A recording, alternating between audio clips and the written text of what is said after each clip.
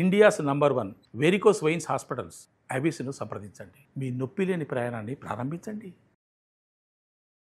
BBA, BCA, BCom computer కోర్సులో 100% placement లభించే ఏకైక డిగ్రీ కాలేజ్ కూకట్పల్లిలోని I3 డిగ్రీ కాలేజ్ 8367215215. నమస్తే రమగారు. నమస్తే జయ. మహాభారత విషయానికి ఒకసారి వస్తే మనం కర్ణుడు ఈ పాత్ర మనం చాలా విశేషంగా మాట్లాడుకుంటూ ఉంటాం. దానాల్లో కర్ణుడిని మించిన దానకర్ణుడు లేడని, కానీ చాలా శాపాలకి గురవటం, చాలా ఇబ్బందులు పాలవటం ఇవి కూడా చూస్తూ ఉంటాం. అసలు కర్ణుడి పాత్ర గురించి ఒకసారి మాట్లాడాలనిపించిందండి, మీతో చెప్పించుకోవాలనిపించింది నాకు. చాలా పెద్ద పాత్ర మహాభారతంలో. లెక్క ప్రకారం వీళ్ళతో పాటు ఉండవలసిన వాడు. పాండవులకి దక్కిన గౌరవ మర్యాదలన్నీ కూడా కర్ణుడికి దక్కాల్సిందే దక్కాలి లెక్క ప్రకారం అయితే. ఎందుకంటే పాండవులతో పాటు కుంతీదేవి కుమారుడు కృష్ణుడికి సొంత మేనత్త కొడుకు. అంతేగా, మేనత్త కుమారులైన పాండవులు అంటే పాండవులు అందరూ కాదు, మొదటి వాళ్ళు ముగ్గురు, ధర్మరాజు, భీముడు, అర్జునుడు, కుంతీదేవి కుమారులు. వాళ్ళు కృష్ణుడికి స్వంత మేనత్త కుమారులైతే కుంతీదేవికే జన్మించిన కర్ణుడు కూడా కృష్ణుడికి సొంత మేనత్త కుమారుడు కదా. ఒక్కసారి ఆయన జననం గురించి కూడా ఒకసారి చెప్పండి. కర్ణుడి జననం అంటే కుంతీదేవిని చిన్నతనంలో ఆవిడ చాలా విశేషమైన ప్రజ్ఞ కలిగిన బాలికట. చిన్నప్పుడు దూర్వాస మహాముని ఒకసారి వీళ్ళ రాజ్యానికి వస్తే తండ్రి అయినటువంటి కుంతిభోజుడు ఈ అమ్మాయిని ఆయన పరిచర్యకి నియోగిస్తే ఆయనకి ఎంతో పరిచర్య చేసి ఆయన దగ్గర నుంచి ఎన్నో మంత్రశాస్త్ర రహస్యాలు అవి తెలుసుకునేది. ఆయన ఈ పిల్లలకున్న శ్రద్ధాసక్తులు, ఆ మంచి ప్రజ్ఞా పాఠవాలు చూసి నిగ్ధాతనం, కొంతమంది పిల్లలు మెచ్యూర్డ్గా ఉంటారు, అవునవును, దాన్ని గమనించి ఆయన ఏం చేశారంటే ఒక మంత్రోపదేశం చేశారు. ఈ మంత్రం జపిస్తే నువ్వు ఎవరిని ఉద్దేశించి ఈ మంత్ర జపం చేస్తావో వాళ్ళు నీకు సంతానాన్ని ప్రసాదిస్తారు అని. ప్రసాదిస్తారని చెప్పారు. కన్యాత్వం అంటే ఆమెని ముట్టుకుని కాదు, శారీరక సంతానం కాదు, అది మంత్రబలంతో సంతానం లభిస్తుందని చెప్పారు. బాగుంది. చెబితే ఈ అమ్మాయి ఏం చేసింది, అప్పటికి వివాహం కాలం, వివాహిత అయితే వేరే సంగతి, వివాహం కాలం చిన్నపిల్లగానే. దూర్వాస మహాముని వెళ్ళిపోయాక ఆ మంత్రం మీద ఒక ఆసక్తి కలిగింది ఆవిడికి, ఆ పిల్లకి. చిన్నపిల్ల, అప్పటికి వయసు లేదు కదా. అయితే ఉదయిస్తున్నటువంటి సూర్యబింబాన్ని చూసేసరికల్లా ఒక మోహం కలిగింది ఆవిడకి. ఎంత బాగున్నాడు సూర్యుడు. ఆ సూర్యుడిని ఆరాధనా క్రమంగా ఈ మంత్రాన్ని జపించి సూర్యుడు వచ్చి ఆమెకి సంతానాన్ని ప్రసాదించి వెళ్ళాడు. మహాభారత కాలం నాటి కథలు మనకు అర్థం కావు, కొన్ని విషయాలు మన బుర్రకెక్కవు. ఎలా జరిగి ఉంటుంది ఇలాంటి ప్రశ్నలు 100 రకాలు వస్తాయి. ఇప్పుడు ఆమె శారీరకంగా లోబడిందా, ఆమె గర్భం దాల్చిందా, 10 నెలలు ఈ దౌహృద లక్షణాలని వీళ్ళు ఎలా దాచారు, చిన్నపిల్ల ఎట్లా దాచింది, ఇలాంటి చాలా ప్రశ్నలు వస్తాయి. మంత్రంతో లభించిన సంతానం అని చెప్పబడుతుంది, కానీ ఈమెకి శారీరకంగానే సంతానం కలిగిందన్న మాట చెప్పరు. కానీ ఆమె వాడే కొడుకు అయితే అయ్యుండొచ్చు కూడా, అది చూపించరు కథల్లో, మనకి ఊహించాల్సిందే మనం. ఈ పిల్లవాడిని చూసేసరికి భయం వేసింది ఆవిడకి. చిన్నతనము, కన్యాత్వము, వివాహం కాకపోవటము. వివాహం కానప్పుడు తండ్రి మాట కదా పిల్లలు వినాలి, అంతేగా. భయపడి సహజంగా కవచ కుండలాలతోటే జన్మించిన పిల్లవాడిని గంగా నదిలో వదిలిపెట్టేసింది. ఇంట్లో ఎవరికి చెప్పకుండా వదిలేసిన, ఇది గంగలో వదిలిపెట్టబడిన పిల్లాడు. ఆ పిల్లవాడు పుట్టడం కూడా ఎట్లా పుట్టాడంటే సహజంగానే శరీరానికి కవచం ఉంది అబ్బాయికి, బంగారు కవచము కుండలాలతోటి పుట్టాడట. ఈ పిల్లవాడిని వదిలేసింది. అతను ఈయనకి సూతుడు ఒక ఆయనకి దొరికాడు. ఆయనకు భార్య ఉంది రాధని. వాళ్ళు పెంచుకున్నారు. దీని తర్వాత ఈవిడికి వివాహం చేశారు. కర్ణుడు ఎంత పెద్దవాడై ఉంటాడు చూడు, పాండవుల కంటే పెద్దవాడు అతను. అయితే ఏమైంది, కొంతకాలానికి ఆవిడకి వివాహం అయింది. పాండురాజుతోటి వివాహం చేశారు. తర్వాత పాండురాజు మద్రదేశ రాజకుమార్తె అయిన మాద్రిని కూడా వివాహం చేసుకున్నాడు. వీళ్ళు 2 భార్యలు ఉన్నాక కొంతకాలం వీళ్ళు కాలం గడిపిన తర్వాత ఆయనకి భార్యాగమనం పనికిరాదని శాపం వచ్చింది. ఆయన ఒక లేళ్ల జంటను కొట్టాడు. వాళ్ళు లేళ్ళు ఏమిటి, అవి మునులు లేడి రూపాలతోటి ఉన్నారు. సంగమిస్తూ ఉండగా వాటిని సంహరించాడు. కాబట్టి స్త్రీ సంగమం చేస్తే నీకు మరణం సంభవిస్తుందని చెప్పి అప్పటి వరకు భార్యాభర్తలు కులాసాగానే ఉన్నారు. కానీ ఇంకేం చేస్తారు, దాంతో ఆయన ఏం చేశాడు, అడవికి వెళ్ళిపోయాడు భార్యల్ని తీసుకుని. ఇక అక్కడ వైరాగ్య భావంతో ఇక బ్రహ్మచర్యంతో గడపటం మొదలుపెట్టారు. అయితే ఏదో సందర్భంలో ఆవిడ ఇట్లా నాకు ఒక వరం ఉన్నదని చెప్పేసరికల్లా అతను బతిమలాడాడు. లేకపోతే నాకు సంతానం లేకుండా పోతే, నా భార్య కలిగిన సంతానం నా సంతానమే. క్షేత్రజులు అంటారు వాళ్ళని. క్షేత్రజులు అంటే భార్యకి పుట్టిన కొడుకులు కూడా పనికొస్తారు. ఆయన వల్ల పుట్టక్కర్లేదు, భార్యకి ఎక్కడి నుంచైనా సంతానం కలిగి అది కూడా భర్త అనుమతితోటి కలిగిన వాళ్ళు పనికొస్తారు. అలా వాళ్ళు పాండవులు అయ్యారు. ఆయన ఆవిడ్ని బలవంత పెట్టాడు, సంతానం నీకు అవకాశం ఉంది కాబట్టి నా కోసం, నా తర్వాత ఇంకా నాకు ఉత్తరాధికారి ఎవరు, నాకెవరు నీళ్ళు వదిలిపెడతారు అని బతిమలాడాడు. బతిమాలితే సరే ఆవిడ ఏం చేసింది, మొట్టమొదటిసారి యమధర్మరాజుని ఆవాహన చేసుకుని ధర్మరాజుని గన్నది. ధర్మరాజు పుట్టాడు. ఇప్పుడు ఆ పిల్లాడిని చూసేసరికి పిల్లవాడు ఒక్కడే ఉంటాడు, ఇంకొకడు కావాలని అడిగాడు ఆయన. మళ్ళీ భీముణ్ణి, వాయుదేవుణ్ణి ఆవాహన చేసి భీముణ్ణి కన్నది. మళ్ళీ ఈయన ఊరుకోలేదు, ఆవిడ సొంతంగా చేయలే కుంతి. సొంతంగా చేసిన ఒకే ఒక్క పని కర్ణుడిని కనడం. కర్ణుడిని సంతానంగా తీసుకున్నది మాత్రమే ఆవిడ తెలివి. ఈ ముగ్గురి మందో ఆవిడ ప్రమేయం లేదు, భర్త ప్రోత్సాహంతో చేసింది ఆవిడ. మూడోసారి ఏం చేసింది, ఇంద్రుడిని ఆవాహన చేసి అర్జునుడిని కన్నది. అక్కడి నుంచి మాద్రి ఆవిడకి సవితికి ఇంతమంది పిల్లలు పుట్టేశారు, తనేమో ఇదిగా ఉండిపోయానని ఆవిడ చాలా దుఃఖిస్తుంటే ఈయన ఏం చేశాడు, మళ్ళీ కుంతీదేవిని బతిమలాడాడు. నువ్వు మాద్రికి కూడా ఆ మంత్రాన్ని ఇవ్వు, మాద్రికి కూడా సంతానం కలుగుతుందని ఆవిడ్ని బతిమలాడాడు. బతిమలాడితే ఆవిడేం చేసింది, మాద్రి ఆవిడ తెలివితేటలు, ఒకేసారి ఇద్దరు పిల్లల్ని కంటం కోసం అశ్విని దేవతల్ని ఆవాహన చేసింది ఆవిడ. అశ్విని దేవతలు వాళ్ళిద్దరూ ట్విన్స్, సూర్యుని కుమారులు, చాలా అందమైన వాళ్ళు, దేవ వైద్యులు అని చెప్తారు వాళ్ళు. అవును, ఆవిడ ఇంకా దేవతల్లో ఎవరిని సెలెక్ట్ చేసుకున్నా సరిపోను, ఆవిడ ఒకేసారి ఇద్దరు కుమారులను కంటం కోసం ఇద్దరు కుమారులను కన్నది, నకులుడు సహదేవుడు ట్విన్స్. ఇప్పుడు చూడు, ఈవిడికి తెలివి తక్కువ చిన్నతనంతో కర్ణుడేమో వీళ్ళకి దొరికాడు. భర్త అనుమతితోటి కన్న సంతానం ఆవిడతోటి ఉంది. మాద్రి భర్త ఇద్దరు వాళ్ళు మరణించారు. ఆయన పాండురాజు మరణించాడు, ఆయనతో సహగమనం చేసింది మాద్రి. ఆమె యొక్క సంతానాన్ని ఈవిడే పెంచింది. ఆవిడ సహగమనం చేశారు. సహగమనం చేసింది. వీళ్ళు ఏమైందంటే ఇట్లా కొంచెం పిల్లలు పెద్దవాళ్ళు అయ్యి పాడుతూ ఉండగా ఒకసారి ఎప్పుడు ఆయన ఉద్రేకపడి భార్యా సంగమం చేసి మరణించాడు మాద్రితోటి. దాంతో తన వల్లే భర్త మరణించాడని, నా పిల్లల్ని నువ్వు పెంచు, పైగా ఈ వరం నీది, నువ్విచ్చిన వరంతో నేను కన్నాను, ఈ పిల్లల్ని కూడా నువ్వే పెంచమని ఆ ఇద్దరు కుమారులని కుంతీదేవికి అప్పచెప్పి మాద్రి కూడా సహగమనం చేసింది భర్తతోటి. ఓహో. వీళ్ళ నుంచి సెపరేట్ అయిపోయిన కర్ణుడు ఇప్పుడు వీళ్ళ తర్వాత తల్లికి వివాహం అయింది, ఆ తర్వాత కొంతకాలానికి ఇదైంది, తర్వాత కాలంలో పిల్లలు పుట్టారు. అంటే కనీసం 8-10 సంవత్సరాలు అయినా పెద్దవాడు అయి ఉంటాడా? అవును, 7-8 ఏళ్ళు గ్యారంటీగా పెద్దవాడు. అవును. ఈ దొరికిన కుమారుడు వీళ్ళకి దొరికాడు. వీళ్ళు ఏం చేశారు, తమ జాతికి సంబంధించిన రథాలు తోలటం అవి మొదలుపెట్టారు. సహజంగా ఈ క్షత్రియ కన్యకి పుట్టడం వల్ల, సూర్యభగవానుని అంశవటం వల్ల ఆయనలో క్షాత్ర తేజం ఉండేది. ఆయనకి యుద్ధ విద్యలు వాటి మీద ఆసక్తి. అన్ని చోట్ల చదువు నేర్చుకుని పరశురాముడి దగ్గర విద్య అభ్యసించడానికి వెళ్ళి బ్రాహ్మణుడిని అబద్ధం చెప్పాడు. బ్రాహ్మడు కాదు, క్షత్రియుడే. కానీ వీడు పుట్టింది వీళ్ళని తనని పెంచారనే విషయం అతనికి తెలియదు అప్పటికి.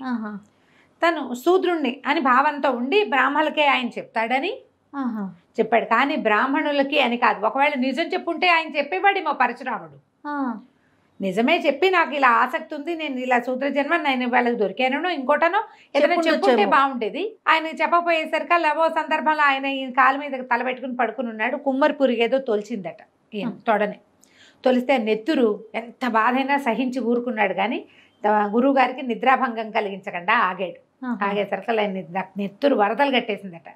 ఆ తడికి మెలకు వచ్చిన పరశురాముడు, నువ్వు ఇది ఎట్లా సహించావు, ఇంత బాధ ఎట్లా సహించావు, బ్రాహ్మడు ఇంత బాధ సహించలేడే, వాడికి అంత శారీరకమైన బలం ఉండదు, అంత శరీర బలం ఉండదు, నొప్పిని సహించగలిగే గుణం ఉండదు, వాడు తినే ఆహారం వాడు చేసే విహారం అలాంటివి. కాబట్టి ఆయన నిలదీసి, ఇతను శూద్రుడని తెలుసుకుని, నేను నేర్పిన విద్య నీకు గుర్తు రాకుండా పోతుంది, నువ్వు ఇట్లా నన్ను మోసం చేసావని చెప్పించాడు. ఇట్లా ఒక్కో శాపం ఆయన మోసుకుంటూ ఉన్నాడు. ఇట్లాంటి శాపాలు ఉన్నాయి ఆయనకి కొన్ని. అయితే మనం దానవీరుడు, దానం చేసే గుణం ఉంది కర్ణుడికి. కాదు రమ్మగారు, మరి ఒక సాధారణ కుటుంబంలో పుట్టాడు కదా, దానం చేసేంత ఎలా వచ్చింది ఆయనకి? మళ్ళీ వీళ్ళ దగ్గరకు వచ్చేసి ఏదుంటే అది దానం చేసేవాడు, ఏదుంటే అది దానం చేసేవాడు. తన దగ్గర ఉన్నది ఎప్పుడూ లేదనేవాడు కాదు. తర్వాత ఏమైంది, పాండవులు వీళ్ళు కొంచెం పెద్దవాళ్ళు అయ్యాక, కౌరవులు పాండవులు ఒకసారి ఏదో క్షాత్ర విద్యలు పరీక్ష చేశారు. ఆ పరీక్షల్లో ఎవరైనా పాల్గొనొచ్చని కర్ణుడు పాల్గొన్నప్పుడు వీళ్ళు ఏం చేశారు, అర్జునుడికి ధీటుగా ఉన్నాడని గ్రహించుకున్నారు. తర్వాత ఏమో ఇతను రాజగుడు, క్షత్రియులకి పెట్టిన పోటీ, నువ్వు సూతకుమారుడు ఇందులో పాల్గొనడానికి వీలు లేదని చేసేశారు. చేసేసరికి దుర్యోధనుడికి ఏంటంటే ముందు నుంచి అర్జునుడు అంటే మహాభయం, భయం. భయం. ఆహా. భీముణ్ణి తను జయించగలను, అర్జునుడిని జయించలేను. ఆహా. అర్జునుడిని మించిన ధానుష్కుడు ఇంకొకడు లేడు, వాడు ఎప్పుడు తమకు పోటీయే. ఈ అర్జునుడికి పోటీగా కనపడిన ఈ కర్ణుడిని పట్టుకున్నాడు ఆయన. ఓకే. పట్టుకుని ఏం చేశాడు, నేను క్షత్రియం కావాలంటే ఏముంది, క్షాత్రం కావాలంటే భూమిని ఇస్తే సరిపోతుందని అంగరాజ్యానికి పట్టాభిషేకం చేయించాడు. అంగరాజుని చేశాడు, అంగదేశానికి రాజుని చేశాడు కర్ణుడు. ఆ సందర్భంలో ఆహా. ఇతను ఇప్పుడు రాజు అయ్యాడు. ఇంకేమి పోటీ చేయొచ్చు కదా. తర్వాత తన స్నేహితుడిని చేసుకున్నాడు. ఇలా తనకి ఒక రకమైన అవమానానికి గురైన పరిస్థితుల్లో తనకి సహాయం చేసిన దుర్యోధనుడితోటి విపరీతమైన స్నేహం చేశాడు కర్ణుడు. ఒక దశ ఎట్లా కనపడేదంటే కర్ణుడు గీసిన గీటు దాటడు రారాజని చెప్పుకునే పరిస్థితి వచ్చింది, అంత స్నేహం. ఇప్పుడు ఇంత స్నేహం ఉన్నప్పుడు మంచి ఎందుకు చెప్పకూడదు స్నేహితుడు కదా, మంచే చెప్పాలి కదా. అవును అవును. నువ్వు చెబితే వింటాడు, కానీ చెప్పలేదు. ఇప్పుడు కర్ణుడు మనకి, మీరందరూ నీ ఏజ్ పిల్లలు అంతా కూడా దానవీర సూరకర్ణ సినిమా చూస్తారు, అవును, మాయాబజార్ సినిమా చూసుంటారు.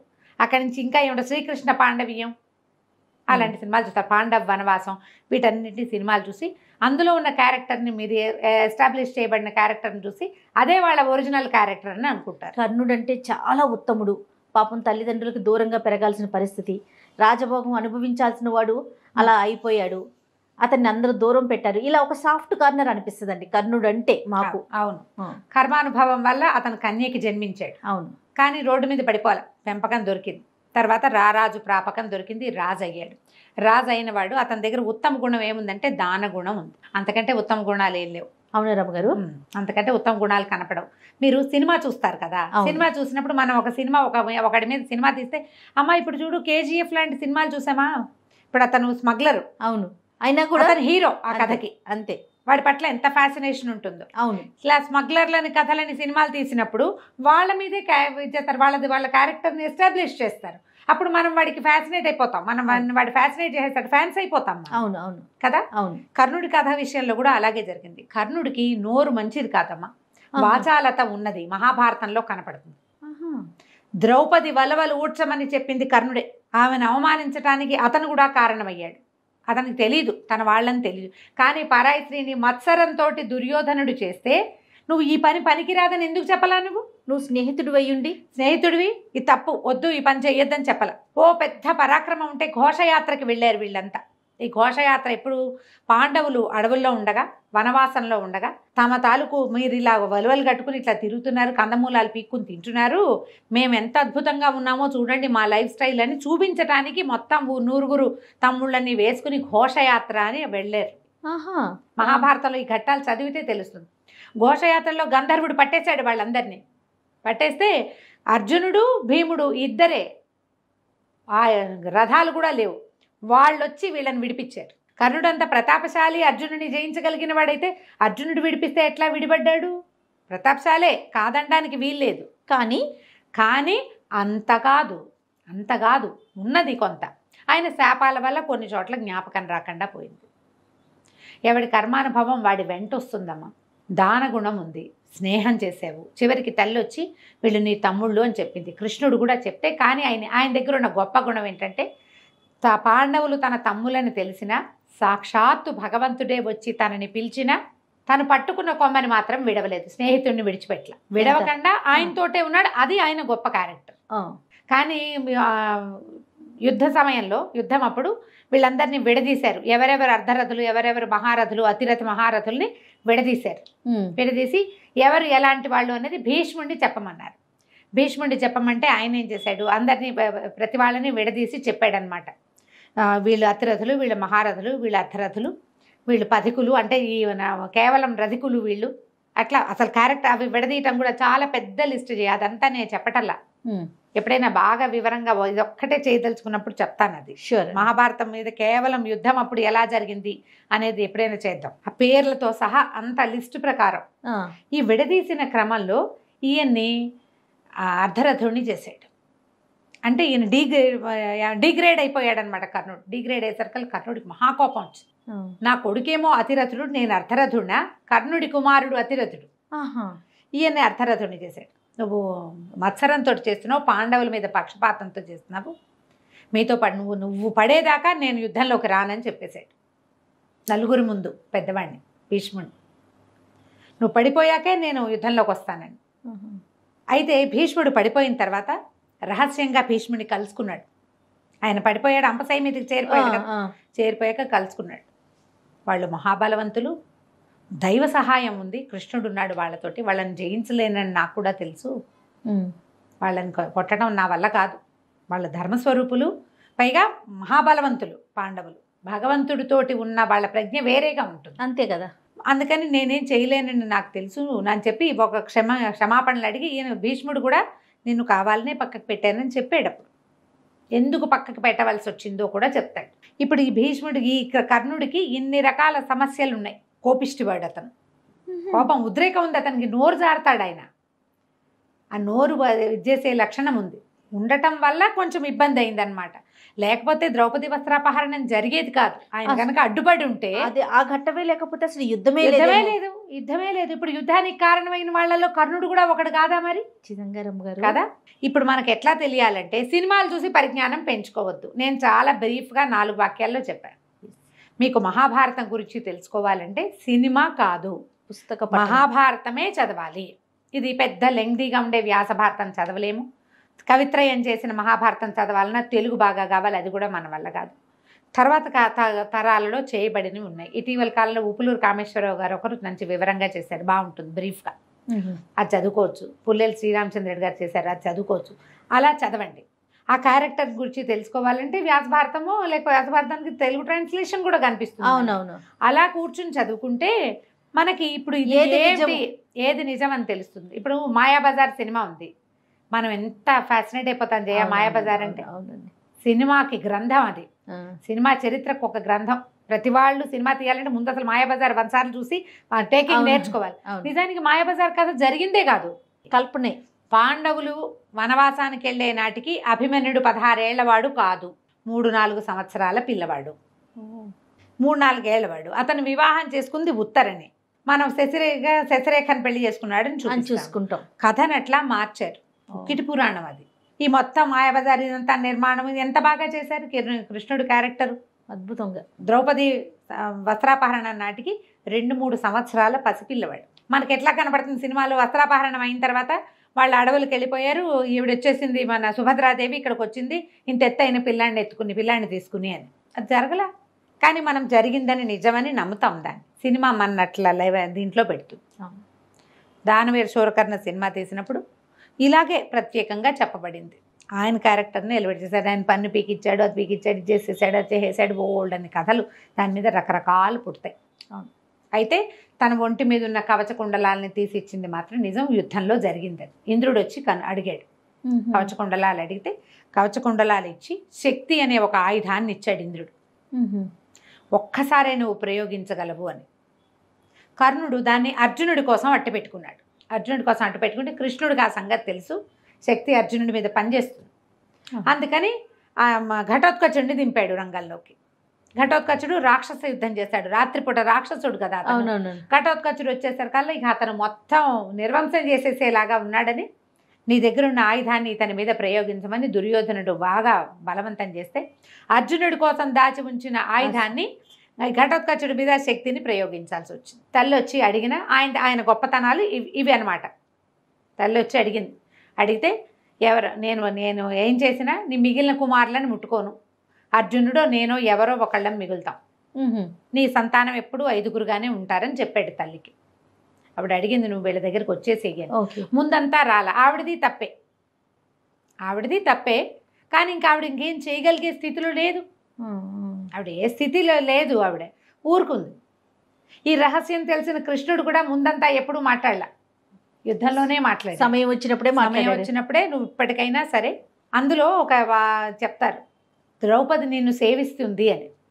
సేవించడం అంటే పట్టాభిషేకం చేసినప్పుడు, పట్టాభిషేకం చేస్తే నువ్వు పెద్దవాడివి కాబట్టి నువ్వు రాజు అవుతావు.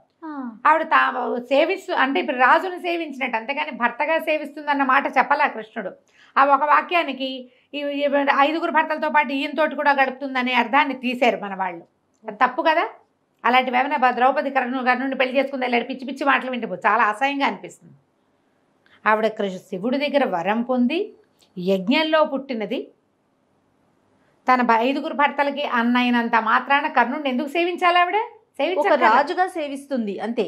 పట్టాభిషేక సమయంలో ఆమె సేవ కూడా ఈ ఆజ్ఞ చేయని సేవ నీకు లభిస్తుందని చెప్పాడు.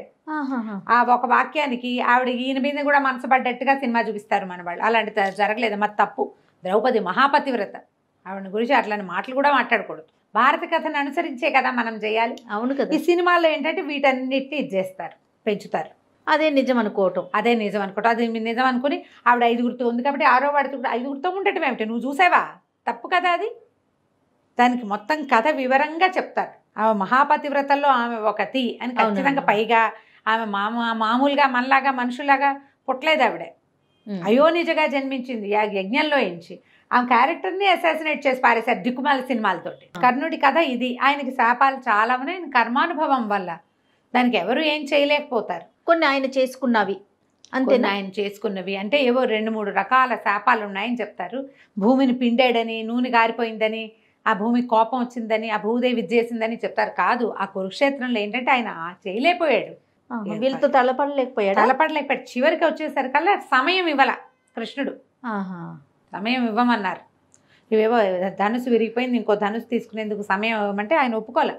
ఇక నీ సమయం అయిపోయిందని చెప్పాడు. భగవంతుడు ఆయన ఏది తలిస్తే అదే చేయటం. అంతే అంతే జరిగింది. ఆమె చనిపోయిన తర్వాత, అది కర్ణుడు చనిపోయిన తర్వాత తెలిసింది ధర్మరాజాదులకి ఇతను మన అన్నయ్యే. అప్పటి వరకు వీళ్ళకి తెలియదు, వాళ్ళకి తెలియదు. ఆయన మరణించిన తర్వాత తల్లి దుఃఖిస్తటం వల్ల వాళ్ళకి తెలిసింది. అయ్యో ఈయన మా అన్నయ్య అని తెలిస్తే అసలు ఈ రాజ్యం కావాలని కోరుకునేవాడిని కాదు కదా నేను. తండ్రి అన్న మరణానికి కారణమే అని ముందు నుంచి ఆయనకి అదే బాధ. సొంత వాళ్ళని చంపేసుకోవాల్సి వస్తుంది అని ధర్మరాజుకి అదే బాధ. అర్జునుడు యుద్ధ ప్రారంభంలోనే చెప్పాడు కదా, వీళ్ళంతా నా స్నేహితులు, బంధువులు, పెద్దవాళ్ళు, గురువులు, వీళ్ళు ఎదురుకుండా నేను యుద్ధం ఎలా చేయను అని అడిగితే కృష్ణుడు చెప్పాడు, నువ్వు చేసేది ఏమిటి యుద్ధం? నువ్వు కాదు చేసేది, నీ పని నువ్వు చేయి. ఇక్కడ నువ్వు చేయాల్సిందే. మొట్టమొదటి దాంతోనే మొదలవుతుంది. అర్జునుడు బాధపడ్డాడు, చెయ్యింది నేనని. వీళ్ళు బాధపడుతూనే ఉన్నారు. వీళ్ళు తన తమ్ముళ్ళని తెలిసినా యుద్ధం చేశాడు కర్ణుడు. యుద్ధం మానలా. అవును, దుర్యోధనుడి వెనకాల ఉండటమే నా విధి అనుకున్నాడు. ఆయన కోసమే యుద్ధం చేస్తా అనుకున్నాడు. దొరికినా కూడా ధర్మరాజు, భీముడు, నకుల సహదేవులు దొరికినా వీళ్ళ నలుగురి మీద బాణప్రయోగం చేయలే ఆయన. తల్లికి ఇచ్చిన మాటకి. లేకపోతే కొట్టేవాడు. కానీ వాళ్ళు ఆవిడకి ఇచ్చాడు కాబట్టి మాట, వాళ్ళని కొట్టలేదు. అర్జునుడితోటే తలపడ్డాడు. అర్జునుడితో మాత్రమే తలపడ్డాడు. బోల్డ్ అన్ని రకాలు ఉంటాయి జయ. ఎలా అంటే మనం ఏ హీరో గురించి ఎవరి గురించి చెప్పుకుంటున్నామో వాళ్ళ గొప్పతనాన్ని గురించే మనం మాట్లాడుకుంటూ ఉంటాం. నిజాలు మనం మాట్లాడం. ఆ క్షణానికి వాళ్ళు చేసిందే న్యాయం. వాళ్ళు చేసే జస్టిఫికేషన్ ఇచ్చేసుకుంటాం కదా. జస్టిఫికేషన్ ఇచ్చేసుకుని వాడిని హీరోని చేసేస్తాం. అవును, అలా కాకుండా పూర్తిగా చదవండి. మహాభారతం మీద అనుమానాలు ఉన్నవాళ్ళు చదివితే చక్కగా క్లారిటీ వస్తుంది. ఇది ఇక్కడ మహాభారతంలో ఎవడిది తప్పు కాదు, కాల లక్షణం అది అంతే. ఇక్కడ ఇది జరగాల్సి ఉండి జరిగిందంతే. ఒకళ్ళు చేసిన తప్పు, వీళ్ళది అన్యాయం, వీళ్ళది పొరపాటు అని చెప్పడానికి వీళ్ళది. ఆ సమయానికి వాడికి అలా కుదిరింది అంతే, అది చేసేసాడు. అది చేసేస్తారు. ఇది చేసే కొంతమంది క్యారెక్టర్లే ఒరిజినల్గా వాళ్ళ తీరే అలాంటిది ఉంటుంది. వాడు అట్లా ప్రవర్తిస్తాడు. శిశుపాల వధ అవన్నీ చూస్తాం మనం. అవును, సభలో ఒకరిని చంపేశాడు భగవంతుడే స్వయంగా, అందరూ కూర్చున్న సభలో. అది తప్పు కదా. శిశుపాలుడి గురించి మాట్లాడితే కృష్ణుడు అంత పని చేస్తాడా అనిపిస్తుంది. కృష్ణుడి గురించి మాట్లాడితే శిశుపాల వధ చాలా కరెక్ట్ అంతే, అలాగే అనిపిస్తుంది. మనం నిజాలు ఏమిటి అనేది సరిగ్గా తెలియాలంటే పూర్తి గ్రంథం చదువుకుంటే చక్కగా తెలుస్తుంది. మహాభారతం చదవండి, ప్రపంచం తెలుస్తుంది మీకు. ఎంత బాగా చెప్పారంటే రమ్మగారు. ఈ వీడియో ఇప్పుడే మనసులో అనుకుంటున్నా, ఈ వీడియో పెట్టగానే మళ్ళీ ఇంకోసారి వినాలని. డైరెక్ట్గా వింటున్నా కదా నేను. అంత బాగుందండి వివరణ.